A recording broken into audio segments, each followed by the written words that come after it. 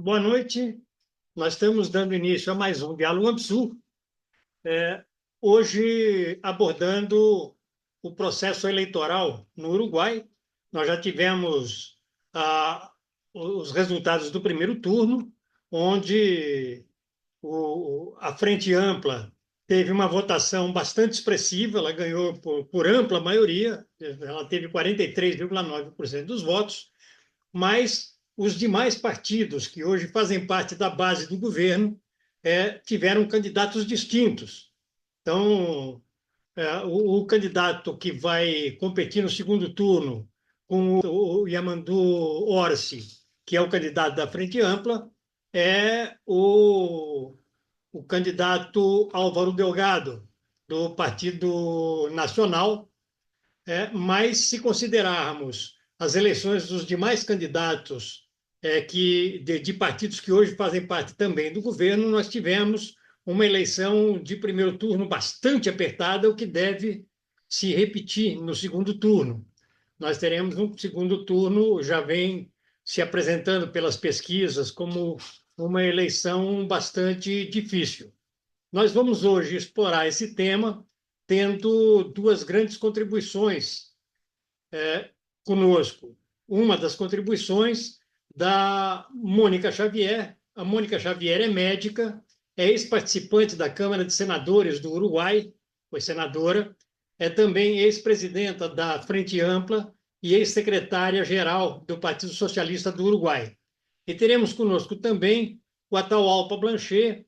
O Atahualpa é pesquisador do Instituto de Estudos Avançados da USP e especialista em novas tecnologias, e é membro do Instituto de Políticas Públicas em Direitos Humanos do Mercosul.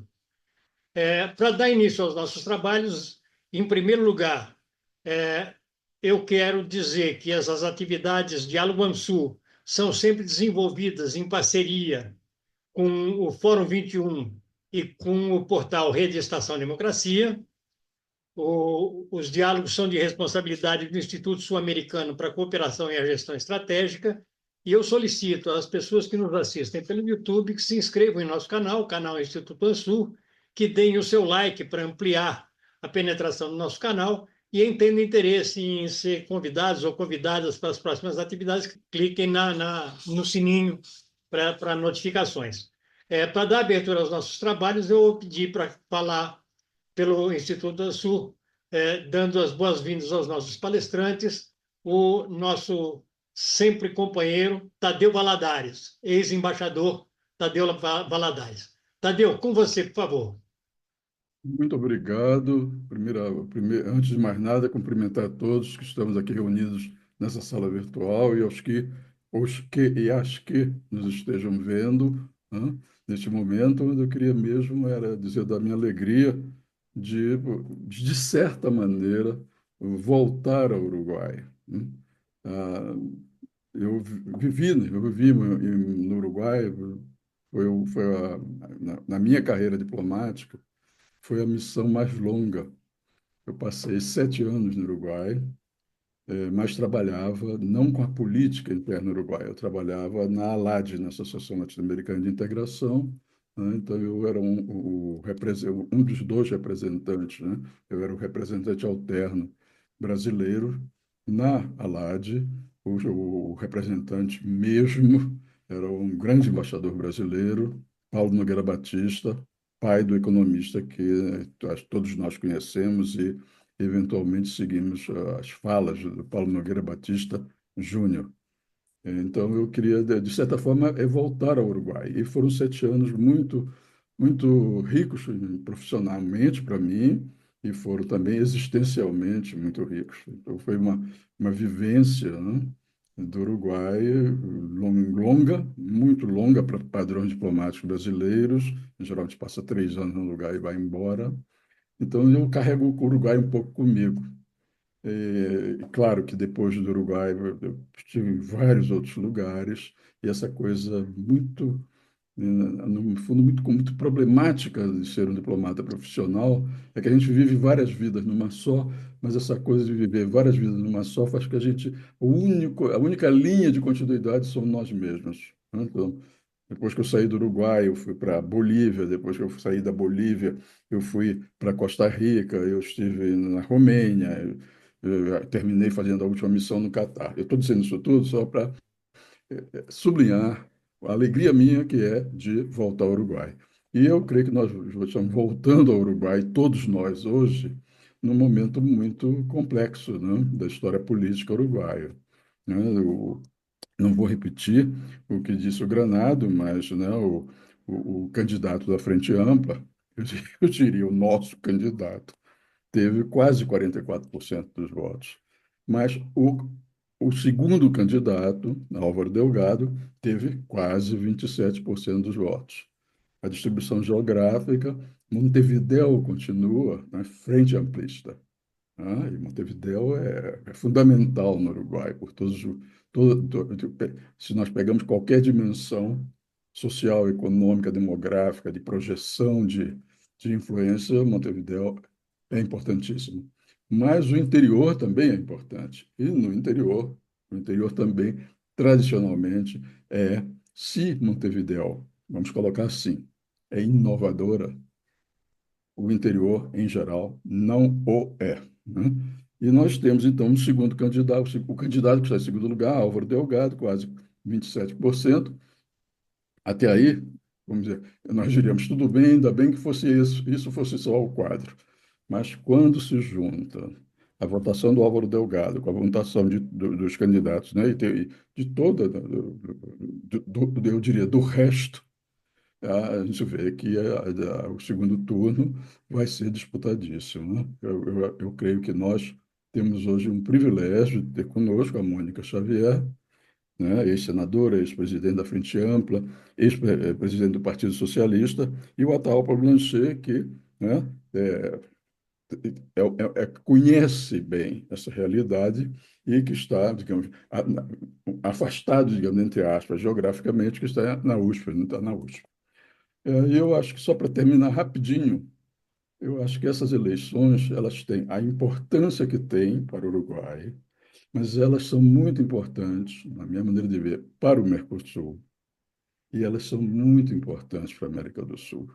Eu acho que nós vivemos, nós, brasileiros, uruguaios, os integrantes do Mercosul, os que compõem eu iríamos chamar esse mural que é a América do Sul, nós vivemos um dos momentos mais difíceis para nós, em que as perspectivas, vou colocar em categorias muito nebulosas, né? Mas perspectivas em cada um de nossos países e na interação entre os nossos países, a perspectiva de se fazer uma política externa que pudesse chegar a ser uma política sul-americana e até mesmo, né, aí já é um excesso de ambição, uma política latino-americana, ela está sob riscos gravíssimos. E isso significa, no fundo, para mim, eu posso estar muito equivocado, que num momento crucial da história deste século até agora, em que há uma possibilidade de uma transição de hegemonia que não se sabe como vai ser feita, qual vai ser o custo dessa transição, mas essa transição de hegemonia está se desenhando progressivamente. A América do Sul é uma espécie de mudo. O Brasil sozinho não dá conta do recado de jeito nenhum. E as dificuldades internas da América do Sul, em termos ideológicos, econômicos, políticos, de integração, ou de desintegração são óbvias para todos nós, basta uma leitura rápida dos jornais de cada dia. Dado esse quadro geral, eu queria sublinhar, para terminar, como eu estou feliz de poder dar as boas-vindas à Mônica e ao Atahualpa. Muito obrigado, Tadeu. Vamos então imediatamente aos nossos convidados. Eu passo agora imediatamente à senadora Mônica Xavier. Com você, por favor. Bueno, muy buenas noches. Muchas gracias por la invitación y muchas gracias también por estar siempre atentos a la realidad de Uruguay y en particular al destino de la izquierda en Uruguay. Creo que efectivamente en una elección en la que una de las posibilidades ciertas que tienen los uruguayos es votar por profundizar la democracia, como supone el proyecto del Frente Amplio, es una contribución, aunque sea un granito de arena de un país pequeño, importante en tiempos en que las derechas radicales vienen creciendo en el mundo y en la región lamentablemente también. A ver, la elección del 27 tuvo resultados que sin duda todos queríamos un poco más. Como dice un investigador uruguayo, el éxito se mide entre la diferencia de las expectativas y la realidad. Y tuvimos un poco más de expectativas el resultado obtenido, pero no es un mal resultado, nos deja en una posición muy competitiva con relación a la elección de la segunda vuelta. Estamos 5 puntos por arriba de lo que estábamos en el 2019. Es cierto que en el 2019 no alcanzamos el triunfo por pocos miles de votos. Y en este caso pretendemos llegar a la segunda vuelta triunfando.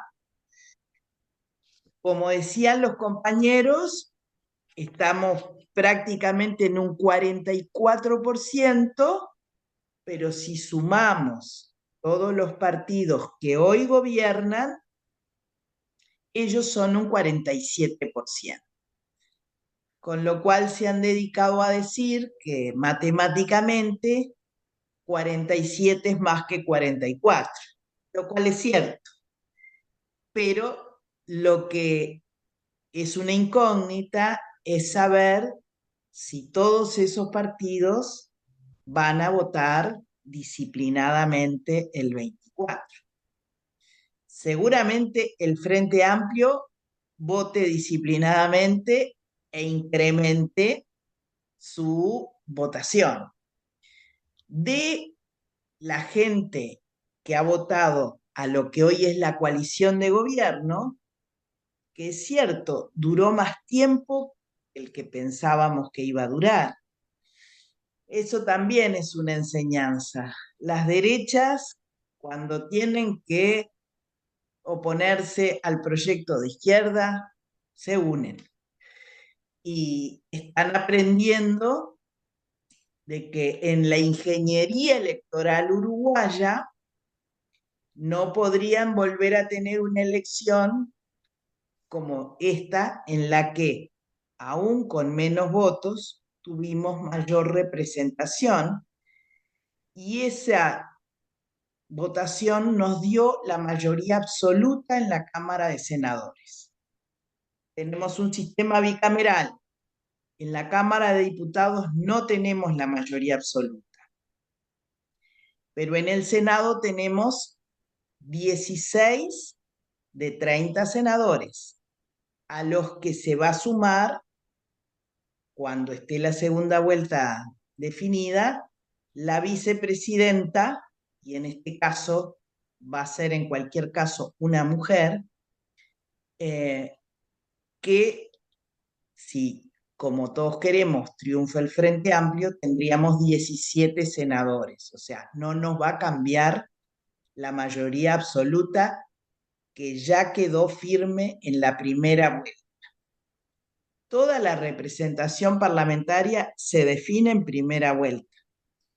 En la segunda solo se define nada más ni nada menos que presidente y vicepresidente. En la Cámara de Diputados, que son 99 integrantes, tenemos 48. Así que nos faltan 2 votos para tener esa mayoría absoluta con la que, cuando fuimos gobierno, gobernamos. Que no está obviamente es muy, muy sencillo decir que tener la mayoría absoluta en ambas cámaras y el gobierno es una cosa muy, muy buena para implementar el proyecto. No está exento de negociaciones permanentes como siempre ocurre en el Parlamento, a la interna nuestra y hacia las otras fuerzas políticas. Pero esta va a ser la primera vez que un poder ejecutivo no va a tener mayoría en una cámara.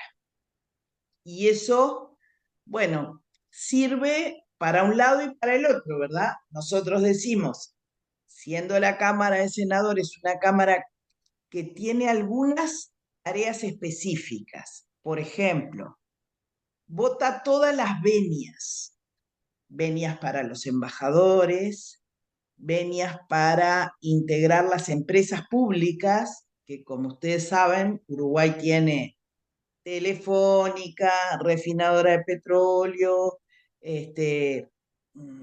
la empresa de energía, el agua, todo eso son empresas públicas que con una mayoría especial la vota la Cámara de Senadores. No son votos que el Frente logre por sí solo, pero si no ganáramos el gobierno requiere inevitablemente de los votos de nuestra fuerza política para poder designar esos integrantes. Es un aspecto que no es muy sencillo de manejar, porque tampoco podemos dar una idea de que con esa mayoría absoluta en el Senado vamos a tener de rehenes al gobierno. Pero sí es un argumento que pesa a la hora de manejar la gobernabilidad que tiene que haber en un gobierno. Entonces, quedan claramente conformados los dos bloques con dos propuestas diferentes y esa diferencia en diputados de 2 diputados lo tienen un partido chico con un líder que se presenta como antisistema, como vienen siendo estas ultraderechas, antiderechos, que utilizan y se meten dentro del sistema para combatirlo, ¿verdad? Fue un personaje nefasto durante la pandemia, contrario a todo lo que suponía las medidas sanitarias. Bueno, está en contra de la Agenda 2030, está en contra de los organismos multilaterales, pero cuando en esta elección hubo 2 consultas, 2 plebiscitos, que ahora me voy a detener un momento en ello, el que tiene que ver con el tema de la seguridad social, que fue un plebiscito que impulsó la Central de Trabajadores, él convocó a votar. Entonces genera esas cosas que en algún momento puede suponer que vamos a tener alguna coincidencia. Sus votantes pueden ser otra cosa, ¿no?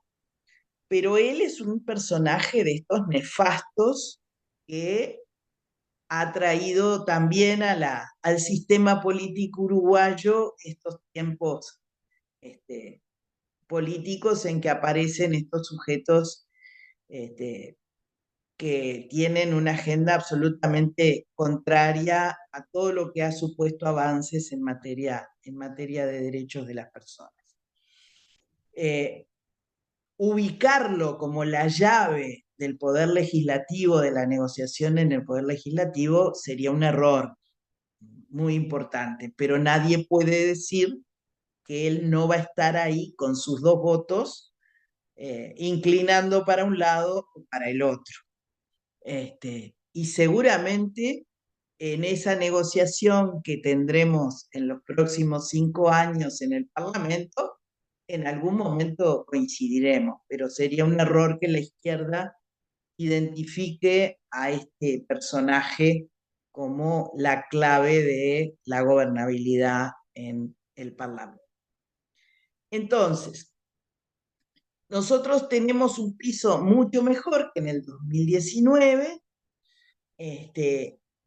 Hay una mayor consolidación de lo que es esta coalición de gobierno que en el 19 se armó para la segunda vuelta, pero tienen este trayecto y es una incógnita cuánto se ha consolidado la coalición en estos sectores, porque pueden no tener el nivel de lealtad aún y pueden votar como en otras segundas vueltas donde se le fugaron votos. Y eso nos puede permitir triunfar. Dense cuenta que toda la izquierda votó a Yamandú, pero todo lo que puede ser, todo lo que es hoy la coalición gobernante, solo un 27% votó al candidato Delgado. Los otros tenían otros candidatos. Entonces, hay un porcentaje nada menor de personas que van a tener que, en lugar de haber votado a su candidato colorado a la presidencia, ahora tienen que elegir o por Yamandú o por el candidato blanco. Y eso es todo un salto en esta democracia de partidos, que es Uruguay, con partidos de los más antiguos del mundo, que son barreras que se van cayendo, pero no sabemos si aún quedan resistencias que puedan en esta situación favorecer al Frente Amplio. Yo decía que era importante tener en cuenta, porque incidió los dos plebiscitos, las dos consultas directas, a las cuales, bueno, no es un recurso raro en Uruguay, y la izquierda siempre ha apelado a la democracia directa a través de referéndum o plebiscitos, como forma de consultar a la ciudadanía más allá de los partidos políticos. En este caso, había dos plebiscitos. Uno que promovía la derecha con el tema de los allanamientos nocturnos. Acá ha avanzado mucho en estos 5 años el narcotráfico, y la derecha siempre promueve medidas punitivistas, ¿no? Esto de los allanamientos nocturnos ya se rechazó en otros plebiscitos anteriores. Los plebiscitos se votan junto con la elección nacional, y eso supone una complejidad para el elector. Y en este caso ambos plebiscitos quedaron en un 40%. Se requería la mitad más uno, o sea que no se aprobaron. Pero 40% de la ciudadanía apoyando un plebiscito no es poca cosa, o sea, no salieron favorables, pero hay que tomar en cuenta. El otro plebiscito lo proponía la Central Única de Trabajadores, y había partidos del Frente Amplio, como el Partido Comunista, el Partido Socialista y otros sectores, que apoyaron ese plebiscito. La primera vez en 53 años de existencia del Frente Amplio que el Frente Amplio no toma posición y deja en libertad de acción a sus electores. O sea, es la primera vez que no hacemos síntesis, que no tenemos consenso en un tema tan importante. El Frente está en contra de la ley que aprobó este gobierno sobre seguridad social, que en realidad es jubilatorio, no es la seguridad social en términos amplios, y unánimemente está en contra. Pero el camino que se elige no tiene por primera vez unidad en el Frente Amplio. Entonces, todo el frente dice, ganemos el gobierno y vayamos a un gran diálogo, como recomienda la OIT, con fuerzas sociales, fuerzas políticas, empresariales y trabajadores, y modifiquemos por la vía legal esta mala ley. Como les decía, un grupo de compañeros apoya la promoción que hace la central sindical y dice, no, hagamos una incorporación a la Constitución de algunos de los elementos como son la edad jubilatoria, equiparar salarios y jubilaciones mínimas y eliminar el sistema de ahorro previsional mediante las AFAPs. Esto ha sido siempre controversial, pero es la primera vez que estando la fórmula presidencial, tanto Yamandú como Carolina en contra, el presidente del Frente Amplio en contra, Pepe Mujica con su peso indiscutible en contra, igual un 70% de los Frente Amplistas vota a favor de la papeleta sobre seguridad social de lo que estamos hablando.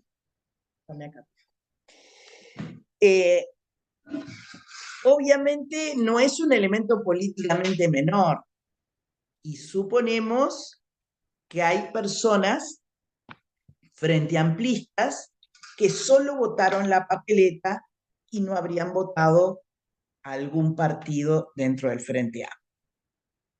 Es posible, es una hipótesis. Hay varios miles de votos que solo fueron con la papeleta de la seguridad social.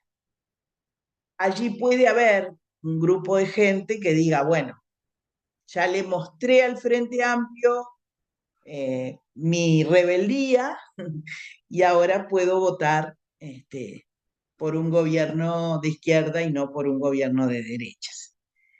O sea, hay de dónde conseguir esos miles de votos que nos faltan, que obviamente son más cantidad de votos si son de aquellos lugares que no se manifestaron a favor de ninguno de los dos bloques, o sea, quienes votaron anulado, quienes votaron en blanco o quienes votaron solo la papeleta, o menos miles de votos si lo que hacemos es conseguirlos de quienes votaron colorado, quienes votaron cabildo abierto, que acá importa saber, porque los países somos complejos.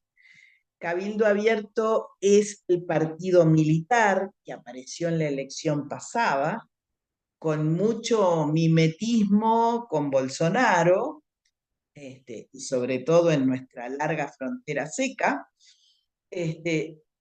y que de 3 senadores que tenía, ahora quedó sin representación en el Senado, o sea, bajó dramáticamente, por suerte, su representación parlamentaria, quedó solo con representación en la Cámara de Diputados, pero un fenómeno que se dio en esta elección es que hay más partidos con 1, con 2 o con 3 diputados en la Cámara justamente de Representantes, y eso, bueno, como nuestro sistema es de representación integral, modifica y genera esta diferente representación en una Cámara o en otra.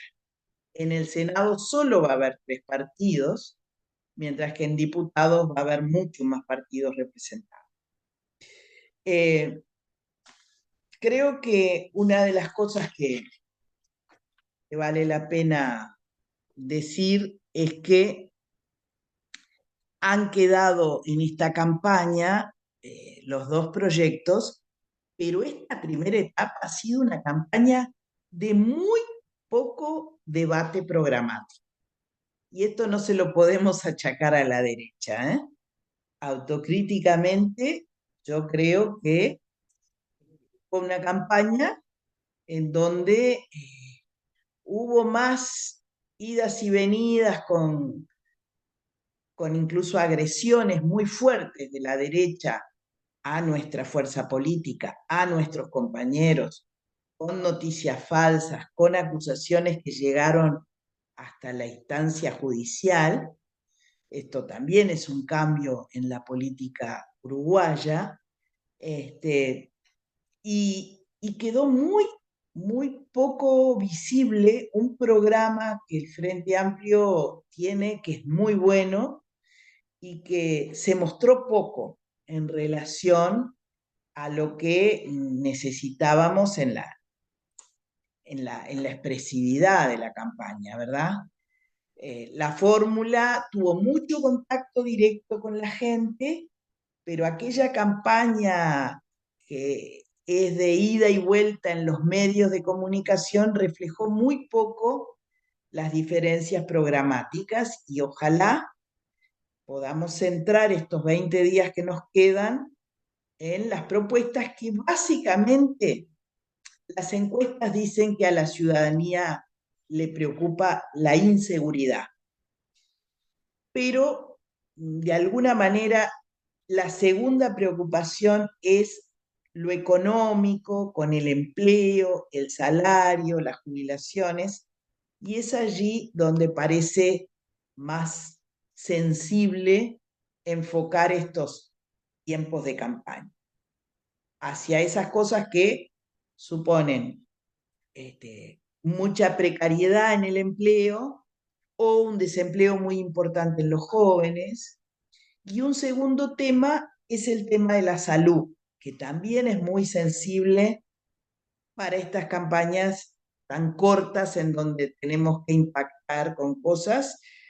Nosotros avanzamos mucho en un sistema de salud durante nuestros gobiernos y este gobierno ha destrozado el sistema de salud y la gente reclama por los tiempos de espera para las especialidades, por la ausencia de medicamentos para las enfermedades más significativas. Así que esos son dos grandes temas, más allá de que el tema de la inseguridad, del narcotráfico y de todo eso está como una preocupación, la violencia. De alguna manera, estos otros temas han sido los que van a ser más trabajados desde nuestra fórmula.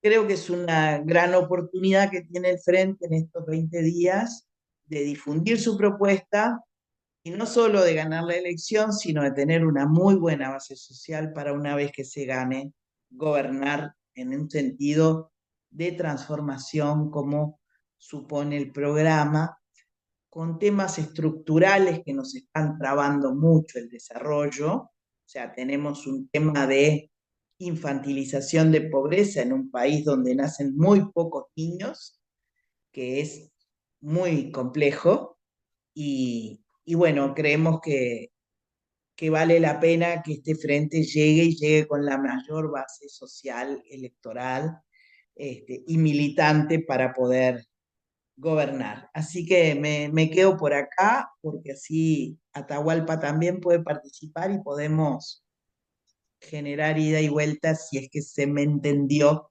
Traté de hablar lo más lento y articulado posible. Muchas gracias. Muito obrigado, Mônica. Eu consulto a Atahualpa se eu poderia passar para uma fala rápida para o José Genuíno, que ele vai ter uma atividade daqui a pouco. Com certeza. Então, Bem, tudo bem. Granado, Oi. companheiros e companheiras, vou me retirar para participar de um outro compromisso, e eu queria, em primeiro lugar, manifestar a minha admiração, meu apoio à experiência política da Frente Ampla no Uruguai. Acompanhei, antes da vitória do Tabaré Vázquez, acompanhei durante o governo do Pepe Mujica e acompanhamos essa rica experiência de uma frente mais orgânica, mais programática, mais definida, que é a Frente Ampla no Uruguai. Inclusive, eu tenho participado de debates sobre a eleição aqui no Brasil e tenho citado a experiência da Frente Ampla no Uruguai como uma referência importante, porque não é apenas uma frente eleitoral, é mais do que uma frente eleitoral, é uma frente programática, orgânica, é uma frente de esquerda e centro-esquerda. Eu queria, em primeiro lugar, manifestar essa minha admiração. Em segundo, a eleição no Uruguai a gente acompanha com muita atenção. Para o povo uruguaio, é muito importante. Para o país, é fundamental. Para a integração latino-americana, é essencial. A integração latino-americana, como falou o companheiro Tadeu, depende que é uma questão central diante desse mundo multipolar. É fundamental que haja alguns parceiros políticos que possa viabilizar uma integração latino-americana, um fortalecimento a partir do Mercosul, a partir da Unasul, CELAC, porque nós integramos um continente com muito potencial de minérios, de proteína vegetal, de recursos naturais, de água, Oceano Atlântico, o que representa esses recursos. Portanto, a integração latino-americana, a integração sul-americana é uma questão estratégica para os interesses da América do Sul, para os interesses do Uruguai, para os interesses do Brasil, para os interesses da região. E ter governos que têm essa visão, que têm essa percepção política é muito importante, como certamente pensa a Frente Ampla do Uruguai. Portanto, eu queria deixar aqui minha manifestação de apoio, de solidariedade, de militância política para que a Frente Ampla ganhe essa eleição e a gente possa ter uma parceria mais estreita, mais militante, para garantir que a integração latino-americana ampla possa se desenvolver, possa se realizar, que é um grande desafio diante da situação mundial. Muito obrigado, companheira Mônica, companheira Atualpa, companheiros que estão, Samuel e todos os outros que estão acompanhando essa live, essa nossa plenária. Um grande abraço, Granado. Muito obrigado, Genuíno. Eu só, como eu não apresentei o Genuíno e há pessoas assistindo e assistindo, inclusive no Uruguai, eu acho importante dizer José Genuíno é ex-presidente nacional do Partido dos Trabalhadores, é também ex-deputado constituinte, foi deputado por vários mandatos e tem sempre desenvolvido, tem se mantido na luta política brasileira e também sul-americana todo esse tempo. Passo agora, então, para o Atahualpa Blanchet. Atahualpa, com você, por favor. Obrigado, Granado. Boa noite a todas e todos. Buenas noches, Mônica. Um gustazo haberte escuchado. Eu vou falar em português aqui, muito em função dos companheiros que estão aqui participando desta live, que estão nos assistindo no YouTube. Agradecer, né, e celebrar, sobretudo, essa iniciativa, tá, do ANSUR de promover, né, esse debate referente à situação política, né, o contexto, sobretudo, político não só do Uruguai, mas também na nossa região, como foi bem sublinhado aqui, e dizer que eu estou muito, particularmente muito feliz, muito honrado desse convite, desse acolhimento, desse recebimento, e também por estar acompanhado, muito bem acompanhado aqui, né? Eu que sou um militante que estou morando no Uruguai há não muitos anos, né, há aproximadamente 6 anos, embora os meus pais sejam uruguaios. Os meus pais saíram aqui, né, deste país quando eu ainda não havia nascido, né, justamente em função, né, do contexto econômico, político, né, de um período de ditadura militar, né, em que meu pai torneiro mecânico, assim como o presidente Lula, né, metalúrgico, né, foi em busca de um futuro, né, em busca de uma vida digna por meio do trabalho, e nós empreendemos o caminho de volta para cá, para o Paisito, para o Uruguai, com nossa família, há 6 anos, também em decorrência de um contexto político, de um contexto voltado, somos do movimento dos atingidos pelo golpe, né, de 2016 no Brasil, né, onde nós desenvolvíamos a nossa vida, trabalhávamos, né, no governo, né, e felizmente conseguimos nos manter, né, trabalhando no âmbito das políticas públicas. Eu vim aqui para o Uruguai para trabalhar no âmbito do parlamento do Mercosul, né? Agora eu estou no IPPDH, que é o Instituto de Políticas Públicas em Direitos Humanos do Mercosul, e venho trabalhando em temas de integração regional já desde antes, né? Na época que ainda trabalhava no governo, né, tanto do presidente Lula como da presidenta Dilma. Inclusive, tive a oportunidade de encontrar o, o presidente Lula aqui no Uruguai quando fez a sua visita oficial, né? Nos encontramos aqui na casa do ex-presidente Pepe Mujica, tá?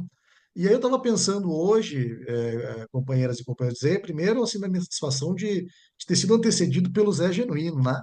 Que é uma figura histórica, uma figura que eu tenho um profundo respeito, tá? E não só eu sei que todos os companheiros aqui sabem a história de militância, né, do José Genuíno, e não só no Brasil, né?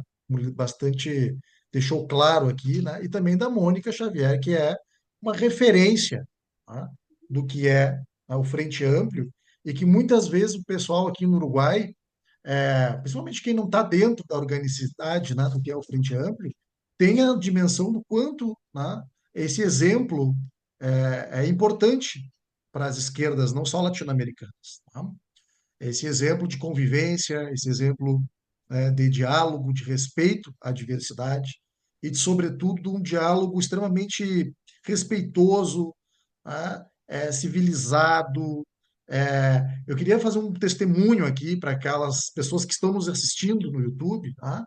Do que foi esse processo eleitoral aqui do Uruguai, comparando com o que a gente vê no nosso país, no Brasil, tá? Em que nós acabamos de sair agora de um processo eleitoral no âmbito municipal. Vocês devem ter percebido que eu sou gaúcho, que eu sou de Porto Alegre, tá? É, vivenciei, tá, o período das nossas prefeituras, tá?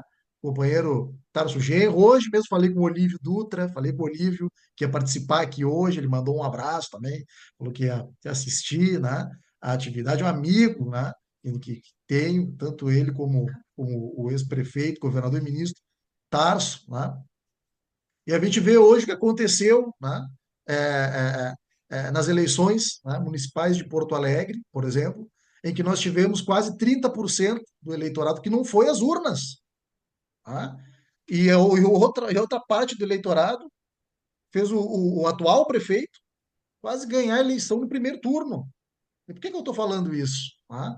Fazendo um paralelo entre o Uruguai, tá, e Porto Alegre, que está tão próximo daqui, pensando em aspecto de distância, geograficamente, até culturalmente, temos tantas coisas em comum, tá? E nós temos uma missão aqui, tá? Uma missão de militância, que é de poder contribuir para a construção dessas pontes, para a construção dessas relações, tá, políticas, culturais, sobretudo de laços, né, de amizade e de companheirismo que nós temos também entre os nossos povos. E isso é integração regional. E quando nós falamos, por exemplo, do caso de Porto Alegre, ou da eleição agora, vocês observaram de muito mais de perto que eu, em São Paulo, tá? Onde aparecem, personagens como os que foram aqui citados pela Mônica, tá? Quando nós vemos a situação na Argentina, que é o país vizinho, aqui, né, a situação em que se encontra, nós vemos que o Uruguai ele é um país que tem muito a nos ensinar, tá? Ao mesmo tempo, também nós vemos um processo de sofisticação, tá, da implementação da boa e velha agenda neoliberal. No caso desse governo agora, em que nós vivíamos aqui, nós chegamos aqui em Montevidéu em 2018. Então ainda era o finalzinho do governo do Tabaré Vázquez, né? E eu trabalhei em governo muitos anos, muitos aqui também já trabalharam em governo, muitos que estão assistindo aqui sabem que governo, existe, né, o desgaste dos metais, né? Nós sabemos muitas vezes que existe, e a própria Mônica falando aqui dessa dicotomia entre expectativa e realidade, né? Que muitas vezes fazem com que nós façamos uma avaliação, mais ou menos positiva de acordo, né, com as circunstâncias, né? Nós observávamos que já havia, sim, desgaste, tá? Mas um desgaste que não é só provocado pelo simples fato de governar, das contradições, das relações de micropoder, mas também, e esse é um ponto que eu queria destacar aqui, para fazer análise hoje do processo eleitoral uruguaio, é o papel dos meios hegemônicos de comunicação. Tá? Nós vamos fazer agora, rebobinar um pouco a fita e voltar há 5 anos, né? Quando o candidato do Frente Amplio, Daniel Martins, foi para o segundo turno, tá? Com o atual presidente, que agora é eleito Lacagepol. Quando foi para o segundo turno, a votação do Partido Nacional, que foi comentada pela Mônica, não foi muito diferente da votação que teve agora. Que na eleição anterior eles tiveram 28%, e agora eles tiveram 27, acho, 0,4, uma coisa assim. Então, na verdade, não foi muito diferente a votação do Partido Nacional daquela época ou para agora. A diferença é que eles eram oposição. Eles vinham com um impulso oposicionista de um governo que estava há 15 anos, governo, tá? E com uma campanha sistemática dos grandes meios de comunicação. Vou dizer para vocês, vendo isso como brasileiro, tá? Por exemplo, o tema da segurança pública. Tá? Vamos e convenhamos. Tá? Piorou muito a situação da segurança pública aqui no Uruguai nos últimos 5 anos. Muito. Inclusive por questões relacionadas ao narcotráfico, como foi citado pela Mônica. E isso são coisas que vão ter que ser investigadas. O Uruguai se transformou numa rota do narcotráfico internacional, onde as, é, as apreensões, né, de carregamentos de, de toneladas e toneladas, principalmente de cocaína, foram encontrados nos pontos de chegada, não no destino, não foi aqui, mas tinha passado pelo porto de Montevidéu, cujo scanner, né, estragou e depois não arrumaram, enfim, vocês depois pesquisem sobre o que eu estou falando. Mas, porém, há 5 anos, tá, o calcanhar de Aquiles da esquerda aqui no Uruguai, do governo da esquerda uruguaia, foi o tema da sensação de insegurança, promovido pelos grandes meios de comunicação.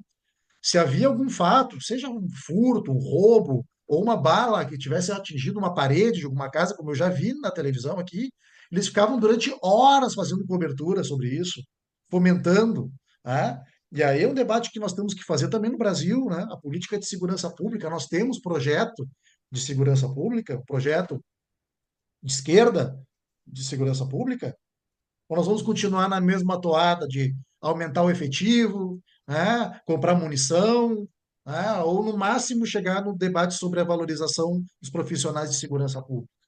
Tá? Então, nesse aspecto, a oposição se organizou e aproveitou, né, essa sensação de insegurança insuflada. Mas aí vejam bem, a analista de política, de economia, um dos principais canais de televisão do Uruguai, pouco tempo depois, saiu do canal de televisão e foi ser candidata à intendência de Montevidéu, tá? Que chama a Laura Raffo. Tá? Quando houve o segundo turno, a pesquisa indicava que já estava perdida a eleição. O Lacagepol estava com 10% acima do Frente Amplio, tá? Ou seja, não tinha como ganhar a eleição. Então, até poder retomar o ânimo para disputar, que ao final foi por uma diferença muito, muito, muito estreita de 30 mil votos.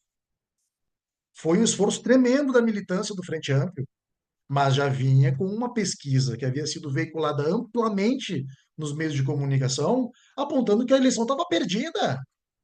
E agora a narrativa não é muito diferente. A narrativa é, né, os partidos que sustentam a chamada coalizão de governo teve 47%. E a oposição teve 44%, 5 a mais, teve maioria parlamentar no âmbito da Câmara de Deputados, que a Mônica explicou aqui perfeitamente, né, o funcionamento do sistema político uruguaio. Mas e como é que fica a partir de agora? E, ao mesmo tempo, a gente observa, né, até uma análise muito interessante feita pelo companheiro Jorge Branco, falando sobre a questão da eleição, né, em Porto Alegre. Eu acho que eu vou me apropriar aqui, com todo o respeito a ele, do termo que ele utilizou, que é o chamado descolamento, tá, da política com relação ao processo eleitoral. Por que eu estou dizendo isso? Por um fenômeno que se vincula também à chamada dissonância cognitiva, tá, que nós vemos que é insuflada também pelas plataformas digitais. Hoje em dia, se a gente for pegar esse governo que está aqui no Uruguai, eu perguntaria para alguém que eu gostaria que tivesse alguém aqui que fosse a favor do atual governo para debater junto conosco, para perguntar, para me dizer alguma coisa que tenha melhorado desse governo com relação aos governos do Frente Amplio, seja no âmbito da saúde, no âmbito da infraestrutura, no âmbito da educação, no âmbito dos preços, do emprego, segurança, que foi então, um dos temas principais. Tá? Eu queria saber qual foi o aspecto que melhorou. Eu vivo aqui, converso com as pessoas, estou falando como cidadão também. Tá? Queria saber qual foi o aspecto. Porém, isso não, em certa medida, parece que não se transmite no momento em que as pessoas vão às urnas. Ou seja, a votação foi a mesma.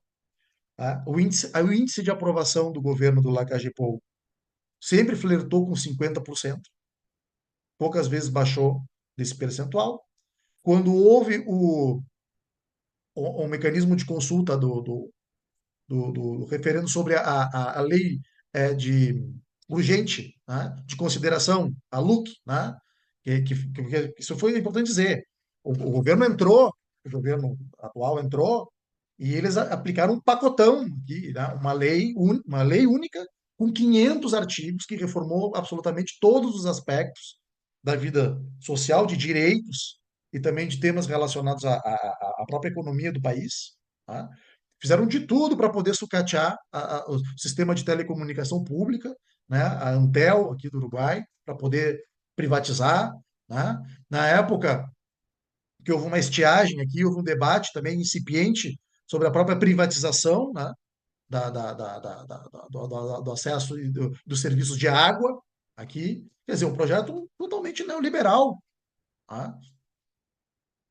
O pacotão foi, quando foi para referendo, houve uma grande mobilização aqui dos partidos de esquerda, perdeu, e foi por uma margem muito semelhante à margem que perdeu a eleição no ano de 2019. Então, o que que isso está querendo dizer? Tá? Que há um descolamento. Há um descolamento. Por outro lado, é importante salientar que houve uma mobilização muito interessante do Frente Amplio no interior, né, como foi falado agora pelo Tadeu, né, agora na fala inicial, dessa diferença, né, entre a capital, Montevidéu, está governada há 30 anos pelo Frente Amplo, tá? Com relação ao interior, mas o Frente Amplo se mobilizou, e não é por causa da campanha. Eles se mobilizaram já quando perdeu a eleição, eles já perceberam, tá? Porque ficaram com 3 departamentos de 19, tá? Nas eleições se mobilizaram, começaram a criar comitês de base, criaram um processo. Isso é uma coisa que eu acho legal para falar para vocês, que aqui o Frente Amplo ele não descartou o conceito de autocrítica, tá? Ele não descartou esse elemento de dizer, não, nós temos que fazer um processo de avaliação, nós temos que fazer um processo de escuta, de participação, para poder avaliar os motivos pelos quais nós perdemos a eleição em 2019. Isso foi feito. Isso foi feito de forma capilarizada, tá? Diferentemente, por exemplo, do que aconteceu no Brasil, tá? Em que se refutou esse termo autocrítica, né? Porque houve um golpe parlamentar, e dizer, não, nós não temos por que fazer a autocrítica porque nós sofremos um golpe. Tá?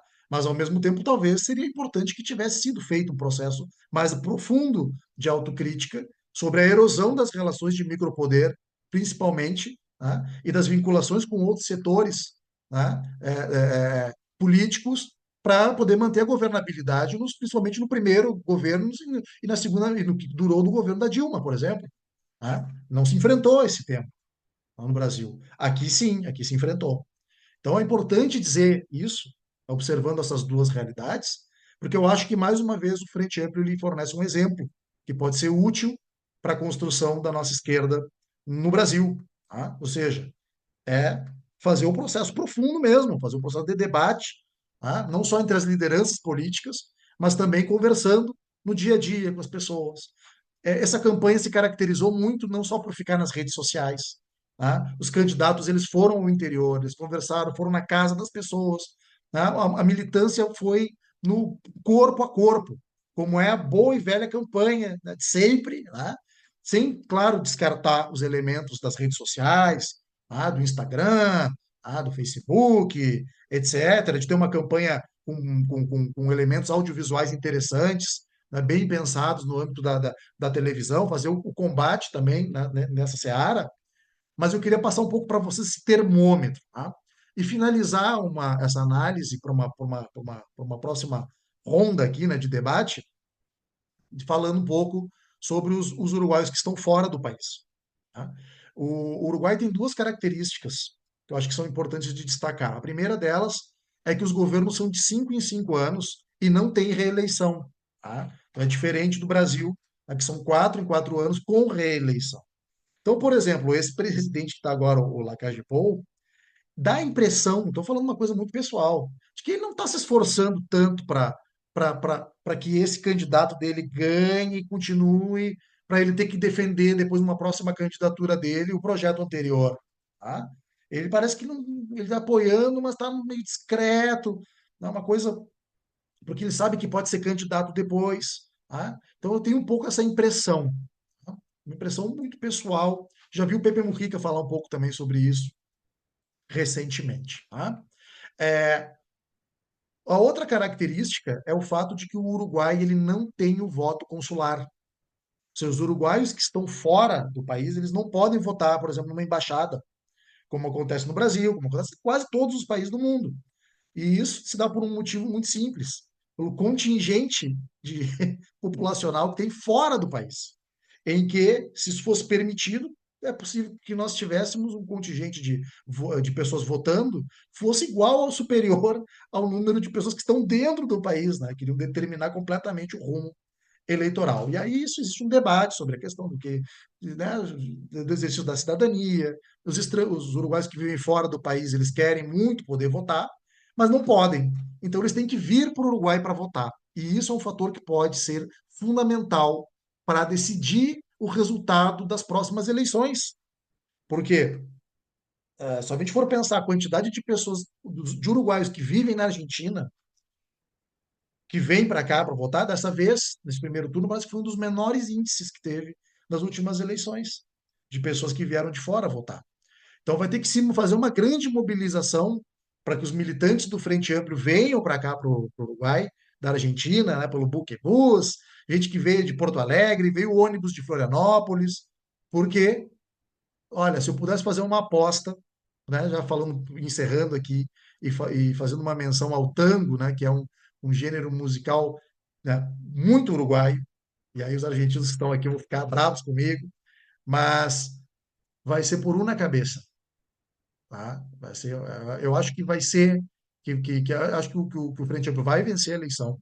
Há uma grande tendência para isso, mas vai ter que vir gente de fora, vai ter que continuar fazendo campanha corpo a corpo e vai ser por uma cabeça. Se eu puder fazer uma aposta aqui, depois eu vou ser cobrado aqui, que está sendo gravado. Eu não sei, eu acho que o Frente Amplo vai ganhar essa eleição com uma margem de 2.000, 3.000 votos.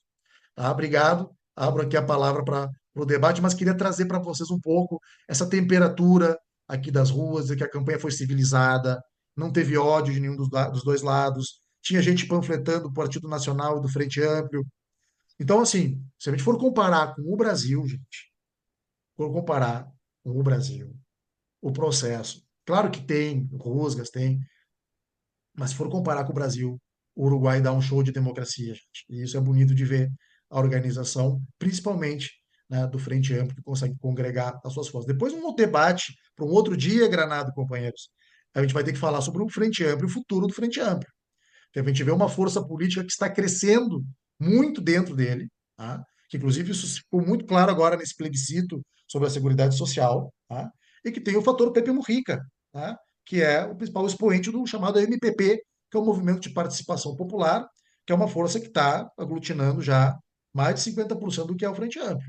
A gente vai ter que conversar sobre isso, porque amanhã ou depois a conjuntura pode mudar e a gente vai ter que saber também conversar um pouco sobre o futuro do próprio Frente Amplo, como é que ele vai continuar, inclusive, se ele estiver no governo, porque se for vencer a eleição, o presidente vai ser o Yamandu Orsi, né, que foi candidato justamente alçado a essa condição, né, pela indicação do MPP, né, que é o intendente de Canelones, e a vice é a Carolina Cossi, intendenta de Montevidéu, mas a Cossi está vinculada ao Partido Comunista. E o Yamandu Orsi venceu a interna representando o MPP. Mas só é um assunto para depois, que eu acho que é importante vocês ficarem atentos a isso, porque é o futuro do debate do que vai ser o Frente Amplio e a esquerda aqui no Uruguai. Tá? Um abraço, obrigado. Muito obrigado, Atahualpa. Eu agora abro para rápidas intervenções ou questionamentos por parte dos demais participantes. Já tem uma pessoa inscrita, Vicente Trevas. Obrigado, Granado. Buenas noches, querida amiga Mônica Javier, caro amigo Atahalpa Blanchet, e muito grato pela presença e pelas reflexões que vocês estão trazendo para o nosso debate, né? E como observou o Tadeu e o Genuíno, para nós brasileiros, né, é muito importante as eleições desse país irmão e desse país vizinho, que é o Uruguai, né? No momento onde nossa região vive uma complexa e incerta conjuntura, né? Onde há tentativas de nos balcanizar, né? E por isso, tanto o tema do Mercosul, o tema mais amplo para o conjunto da América do Sul, na forma da Unasul ou de outra modalidade, né? Como as relações com os grandes centros mundiais, no caso específico os Estados Unidos e também a China, que já está muito presente em nossos países, né? E além de ser também um interesse político, porque, na verdade, o povo e a cidadania uruguaia estão frente a escolher qual campo político vai conduzir nos próximos anos, nos próximos 5 anos, o Estado uruguaio, né? E por isso, para nós de esquerda, é muito importante esse evento, para nós que lutamos pela democracia, é muito importante, e também porque nós temos expectativas muito fortes, né? Porque uma vitória da Frente Ampla hoje, 2024, nesse contexto geopolítico complexo, adverso aqui no nosso continente, será, com a vitória da Frente Ampla, uma boa sinalização, né? Será a indicação de que o nosso continente pode tentar reconstruir os rumos de sua integração. Então, por isso, nós estamos muito interessados aí.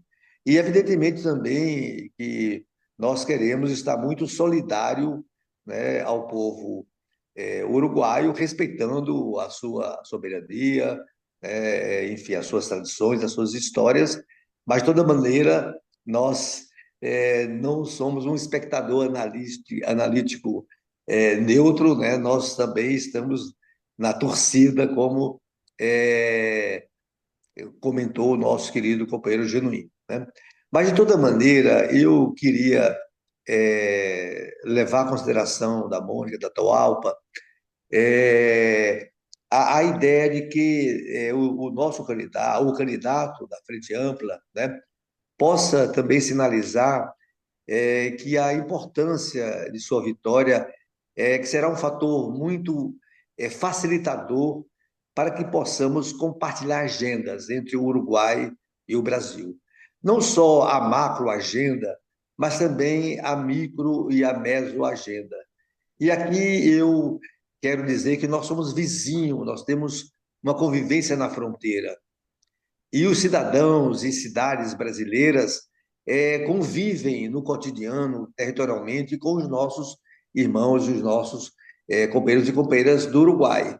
E nessa convivência, nós temos desafios comuns, temos problemas comuns a compartilhar. E aqui eu quero chamar a atenção muito para a questão da saúde, que foi mencionada como uma dimensão importante desse pleito presidencial no Uruguai, né? E aqui eu acho que nós poderemos, né, e a nossa candidatura, a candidatura da Frente Ampla pode sinalizar que a vitória do nosso candidato, Emadou Orsi, pode ser um elemento de facilitar uma integração na saúde da fronteira. né? Nós chegamos como Brasil na fronteira através do Sistema Único de Saúde. Nós poderemos compartilhar serviços, né? Enfim, nós já até fazemos isso de uma forma ou de outra, mas nós podemos consolidar isso como uma potente política pública compartilhada, né? E um outro elemento também é compartilharmos a agenda do desenvolvimento territorial local. Eu acho que nós compartilhamos territórios onde podemos ter projetos comuns no sentido de envolver uma dinâmica das nossas micro e pequenas empresas, tentar constituir algum tipo de cadeia local. Enfim, nós temos muito a fazer em conjunto na busca de dar qualidade de vida às nossas populações, de nos entregarmos numa agenda muito positiva, uma integração não só dos grandes propósitos, mas também uma integração do meso e do micro propósito, das microdimensões. Então, eu gostaria que a vitória de vocês pudesse fortalecer essa agenda, uma agenda que tem clareza de que sem serviços públicos nós não teremos direitos a todos, né? E que muitas questões não podem ser mercadorias porque são bens públicos e, portanto, romper, não é, esse cerco de um horizonte neoliberal é um desafio que pode ter na vitória da Frente Ampla um momento muito virtuoso. Então, com essas considerações, agradecer mais uma vez a presença da Mônica e do Atahalpa e dizer que nós estamos muito empenhados e muito atentos ao que a cidadania uruguaia vai decidir nos próximos dias.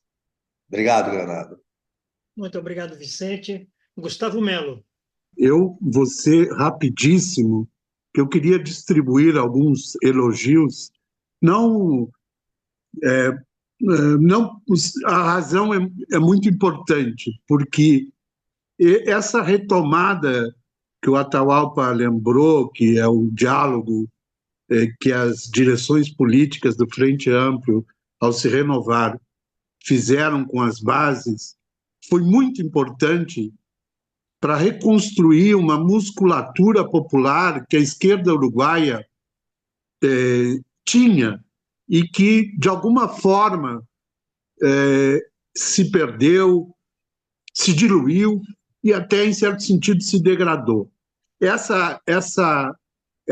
Esse contato, esse debate, bairro a bairro, sindicato a sindicato, empresas, empresários, sindicato de trabalhadores, enfim, permitiu esse momento espetacular do primeiro turno. E o elogio a isso é porque talvez esse seja o segredo da vitória do Yamandu Orsi e da Carolina nas eleições. Ouvir e falar mais com a população, assumindo compromissos de mudança. E um deles, indiscutivelmente, é mudar a relação com o interior do país. Que eu acho, né, e aí é preciso dizer que o Frente Amplo teve uma vitória expressiva num crescendo histórico no interior do país. Puxo o brasa aqui para a nossa cidade, César Alvarez, Livramento e Rivera, onde a Frente Ampla não só deixou os blancos em terceiro lugar, como recuperou a banca de deputado, tirando das mãos da extrema-direita do Cabildo Aberto. E agradecer também a Mônica Xavier, que ela não está só nessa live, em vários momentos ela tem estado conosco, esteve lá na fronteira, quando junto com o Instituto Novos Paradigmas, promovemos um belo debate, reconstruindo algumas dessas crises que desgastaram o Frente Amplo e que hoje, como dizem na fronteira, o próprio povo fez justiça com o voto. Então, parabéns ao AMSUR por este debate, em especial ao Antônio Granado, ao Vicente Trevas, que sempre estão aí para alcançar um bom espaço de debate. Muito obrigado, Gustavo. César Alvarez. Boa noite, companheiras e companheiros. Mônica, Atahualpa. Gustavo já lembrou minha condição de fronteiriço de Rivera, ainda não sendo doble chapa, talvez como você, Atahualpa, mas desde Serene Amigo, El Pueblo Está Contigo, até Penharol e Dale Dale, Los Penharoles, que assisti aqui para televisão o bravo retorno aí no estádio Centenário depois daquele desastre que foi aqui, mas aí torci um pouquinho para o meu Botafogo, devo confessar. Duas perguntas, Mônica, mas deixando para o Atahualpa um pedido de um ensinamento um pouco mais amplo da experiência de frente ampla, que eu percebo que nosso partido aqui, nós que somos do Partido dos Trabalhadores, é uma experiência que deve ser melhor aprendida, melhor recolhida, até pela dificuldade que foi o trabalho enquanto federação, uma experiência que praticamente não saiu do papel e que, pelo visto, encontrou muitas dificuldades aqui, mas eu conheço pouco para falar. Eu queria fazer uma pergunta, Mônica, de teu juízo, sobre uma avaliação muito preliminar que eu recebi de um amigo uruguaio, que dizia, à luz de um eventual resultado que se concretizou, talvez não com 44, não com 47, mas com 44 ou 48, que seria uma dinâmica de legislação eleitoral mais uma dinâmica da cultura política uruguaia, que é mais ou menos o seguinte, se eu entendi bem. Com a maioria no Senado e com uma legislação que dá ao Senado uma força e, derivadamente, de forma não mecânica, uma determinada limitação ao executivo, haveria uma tendência de uma parcela grande da população de também ter uma visão de governabilidade futura. Isso poderia ser um elemento de deslocamento também do voto. Claro, nunca jamais é a soma dos que são oponentes, por definição. Não é automático. Você mesmo levanta, né, quem votou apenas na tarjeta, né, não sei, eu não falo tarjeta, libre, o voto do plebiscito. Né? Então, tem outros elementos, mas eu queria um pouco que você pudesse explorar, se é que eu entendi bem, e o quanto isso é forte, né? Que então tem uma tendência a dar governabilidade a um presidente que já tem, então, que poderá ser aquele que já tem uma maioria no Senado e que poderá, inclusive, conquistar uma maioria mais permanente ou não na Câmara, porque poderia haver repartição de pequenos partidos das distintas frentes. Aí eu não entendi bem completamente, não sei nem explicar. Então, se você pudesse, talvez, projetar um pouquinho isso e o quanto isso pode nos ajudar a ficar mais confiantes ainda no segundo turno aí. Muito obrigado, César. Está escrito ainda o Newton Basile. Newton, com você. Por favor, companheiros, vocês diriam que vocês fazem política à moda antiga? Porque aqui no Brasil é muito recorrente a crítica de que as esquerdas estão ruins porque não sabem usar inteligência artificial, porque não sabe usar TI, porque não sabe usar as redes sociais, porque sempre aparece um cara aí que nem o Marçal que acaba nas redes sociais tendo aí 20% dos votos. É isso mesmo, vocês fazem política à moda antiga e essas novas tecnologias não atrapalham vocês? Como é que é essa campanha? Muito obrigado, Newton. Bom, não tem mais ninguém inscrito, eu vou então devolver para a Mônica e depois para o Atahualpa, já para as suas considerações finais. Mônica, por favor, com você. Bueno, muy interesantes todas las reflexiones. La verdad que siempre sirve mucho estos intercambios. Y bueno, me parece que,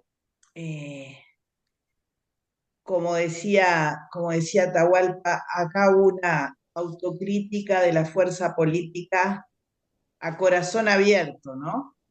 No solo de la estructura consigo misma, sino de la estructura hacia afuera. El Frente Amplio fue a buscar incluso a organizaciones de la sociedad civil, por ejemplo, del campo, agrupamientos que habían estado en contra de los gobiernos del Frente. Y la pregunta era, ¿qué les parece? ¿Por qué perdimos? A las iglesias, o sea, fuimos a todo el país recorriendo y teniendo ese intercambio. Una cosa es escuchar, otra cosa es demostrar que entendimos. Y eso es lo que tenemos que hacer ahora, demostrar que entendimos lo que la ciudadanía nos dijo. Una primer materia fue conformar la dupla de presidente y vice con los dos competidores de la interna.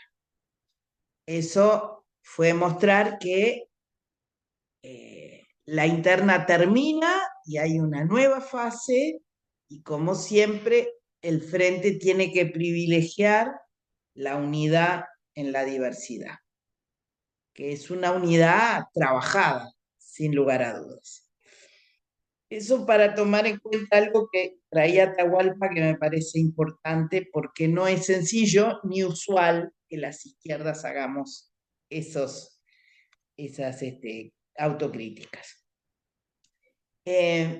Lo otro es lo que planteaba Vicente sobre la microagenda y cómo una temática como la salud nos puede ayudar a ambos pueblos a solucionar un derecho como es el derecho a la salud. Y yo creo que tenemos de años previos en que coincidió Lula con Pepe Mujica, o Lula con Tabaré Vázquez, o Dilma, una serie de instrumentos legales que lo que hay es que empezar a hacerlos andar. Miren, el arreglo del puente en Yaguarón, Río Branco, que Lula, cuando se ve con el actual presidente, cree que ya se había hecho y todavía no se hizo.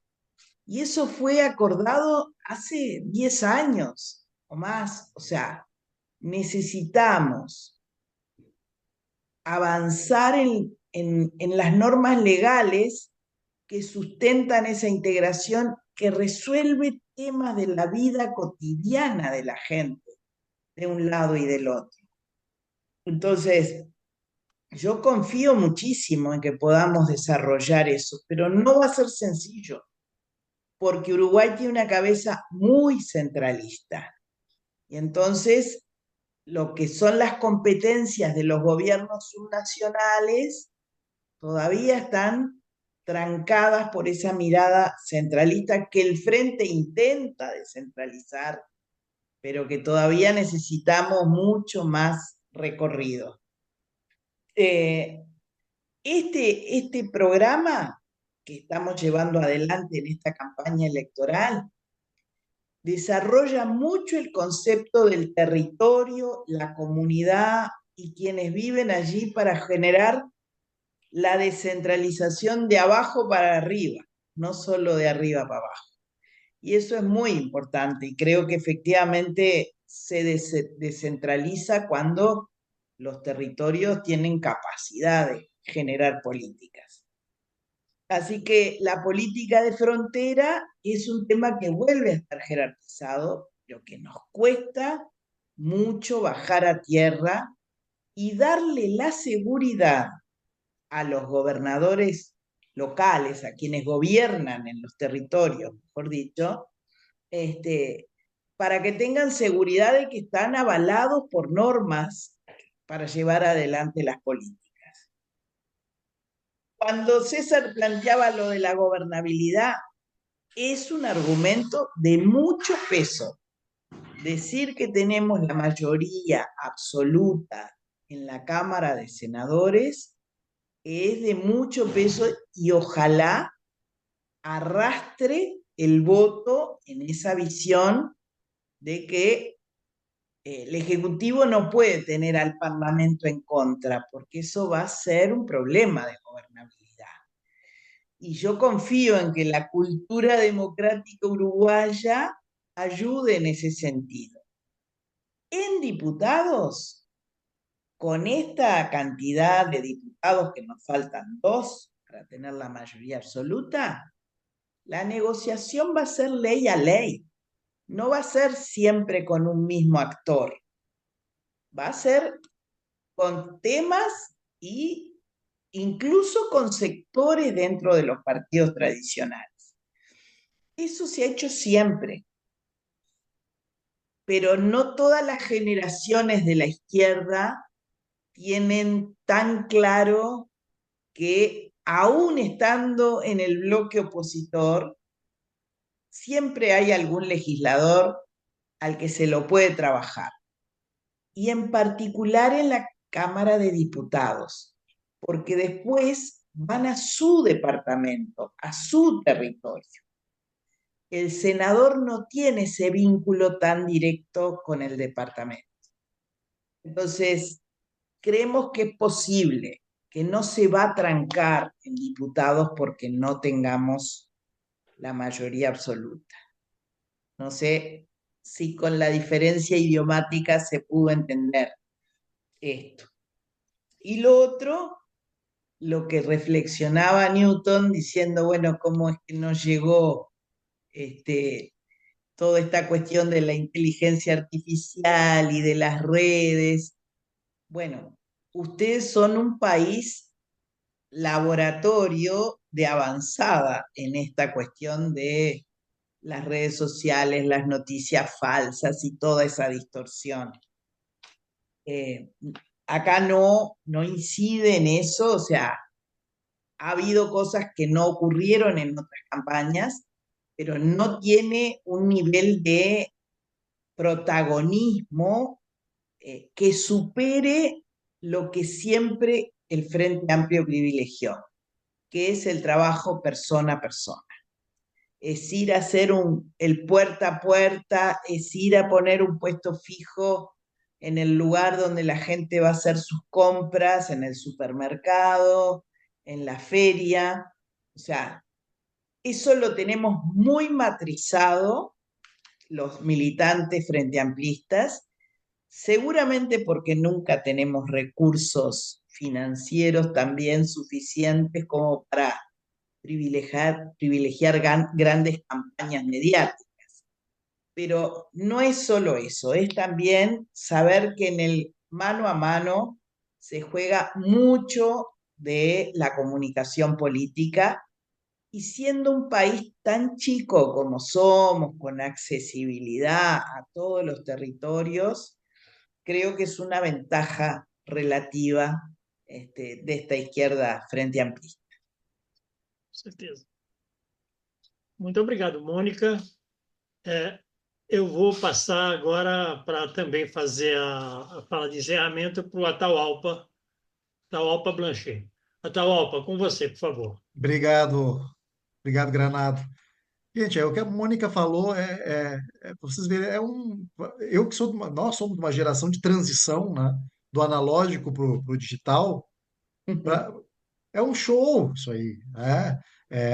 Eu fico muito feliz em ver essa militância dentro do comitê, as pessoas na rua, as pessoas colocando a sua bandeira no carro, saindo com a sua bandeira. Agora teve um ato aqui no domingo, um bandeiraço aqui perto do Parque Rodó, aqui, né? Tu vê as pessoas se colocando, né? Assumindo a sua posição política, né? E isso dos mais diversos, né, estratos, né, da população. Tá? Então, a gente vê isso que comentou o companheiro Gustavo, né, Melo, né, falando dessa presença, né, no dia a dia, né, da gente ver os sindicatos participando de forma organizada, né, ativamente, mobilizados, a pessoal da construção civil, os professores, né? Ou seja, essa questão da consciência de classe também, né? Que é um tema, eu acho que é muito importante aqui no Uruguai. Eu queria dizer para vocês, dialogando com o que o Newton colocou, que eu estou nessa área de inteligência artificial há alguns anos, né? Eu sou pesquisador na Universidade de São Paulo sobre temas de inteligência artificial, principalmente aplicadas ao mundo do trabalho. Mas aí a gente acaba ampliando o leque, né? E aí eu sempre falo, quando vou comentar, né, que há poucos anos, né, talvez não seria possível esta reunião, esse encontro aqui, né? Porque o que havia era o Skype, não tinha o Zoom, né? Mas ao mesmo tempo, que vontade que dá de que a gente possa se encontrar pessoalmente e, quem sabe, para celebrar uma vitória do Frente Amplio aqui, poder receber vocês aqui no Uruguai, né? Poder dar um abraço no Trevas, né? Que já esteve aqui com a gente, já esteve junto conosco aqui em Montevidéu há um ano, né? Que foi muito legal a agenda que a gente construiu aqui. Inclusive, uma das agendas, inclusive, do Yamandu Orsi com os setores do empresariado uruguaio, né? Foi bem interessante assim essa ocasião em que nós pudemos acompanhar e participar. Estava o Pepe Mujica também, né? E dizer para vocês que muito interessante. A gente tá, eu só gostaria, numa próxima ocasião, claro, de poder trazer mais elementos relacionados à questão geopolítica, tá? A questão da integração regional, tá? Do que está em jogo também nesse tabuleiro, tá?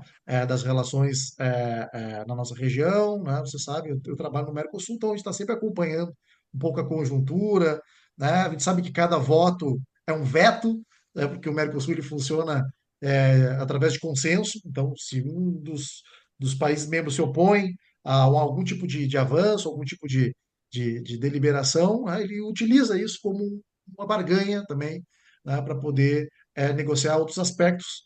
Então, a gente sabe que isso envolve também questões comerciais, né?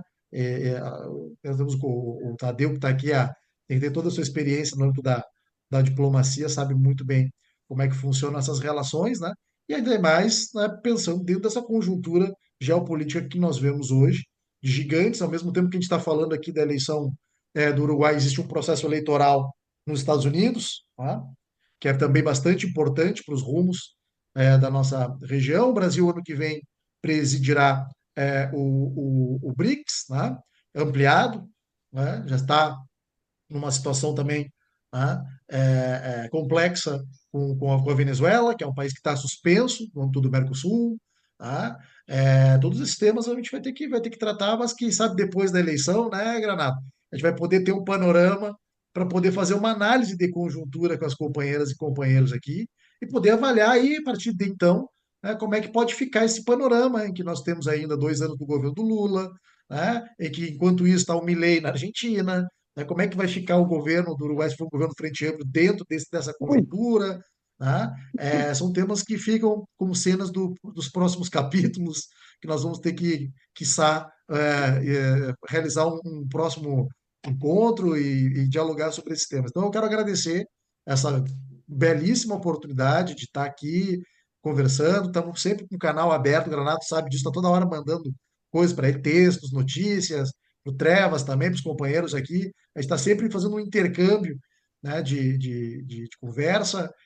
Queria mandar um abraço também, se estivermos assistindo, para o companheiro Javier Miranda, que esteve conosco agora recentemente aqui, conversando, também um companheiro, né, que também tem, né, um background, né, um currículo e um histórico, né, um acúmulo também muito legal.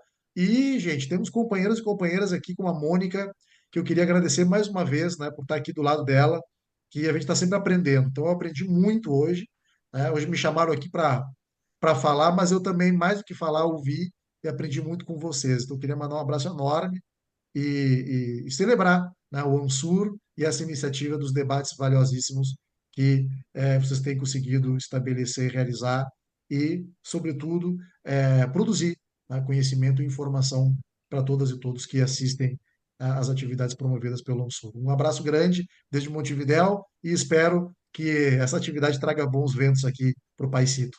Um abraço grande.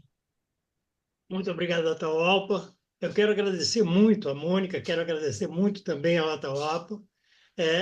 O Instituto AMSUR se coloca como Instituto Sul-Americano para a Cooperação e a Gestão Estratégica de Políticas Públicas, e uma das grandes apostas nossas é na retomada da integração sul-americana. Isso passa pela retomada dos organismos multilaterais, né, sul-americanos, que nós já tivemos, que já tiveram bastante potencial, bastante potência. Isso vale para o Mercosul, isso vale para a Unasul, né, isso vale para a Organização Tratado da Cooperação Amazônica, vale para todos.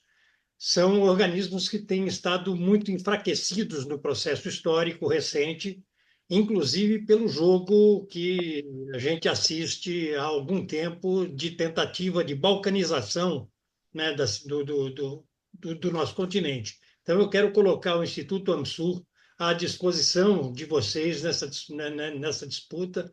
A vitória da Frente Ampla no Uruguai é uma vitória que importa e muito para o processo, para o fortalecimento do processo da integração sul-americana, para várias questões de caráter internacional, nas questões da geopolítica. É muito importante que os países se somem, né, e que ganhem força ganhem força conjunta.